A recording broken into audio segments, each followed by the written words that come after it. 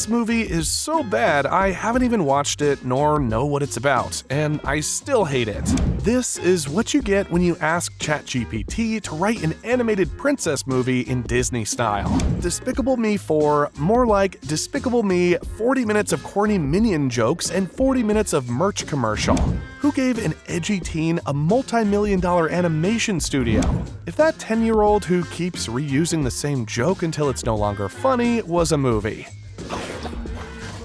They for sure had help from some Cocomelon animators too. The bad storyline I can forgive because of the funny references, but Mario not having an Italian accent is unforgivable. Oh, not cool! They hired Chris Pratt instead of the OG Mario voice actor, so they can get more views rather than actually make the movie good. Movie industry greed at its finest. But to be fair, this is Nintendo, and I should have expected this. The only reason it's not a 0 is because Jack Black carried.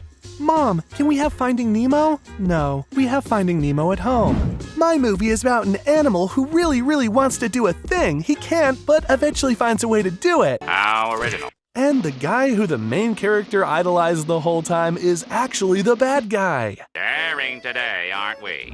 This movie may be bad, but you have to give it credit for being the very first movie completely written by AI.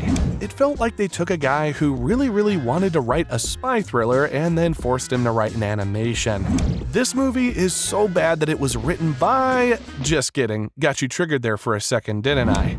Ah yes, the symbol of unnecessary spin-offs, but I do have to give the writers credit because they wrote an entire movie about planes and resisted the urge to make a 9/11 reference. The previous parts were a great mix of childishness and deep storytelling. This one was a great mix of childishness and childishness. The entire movie felt like it was written by Zen. This movie is so bad that it isn't even an animation movie, yet it still makes it into a video about reviewing bad animation movies. If that writer who wrote the worst villains ever, Hans, was in charge of writing the entire next movie because nobody else was willing to. I feel bad for the Alladin writer being held at gunpoint to write this. Ken is honestly the most realistic and sane person in the movie. I mean, if a frickin' bee stole your girl, you'd be like this too.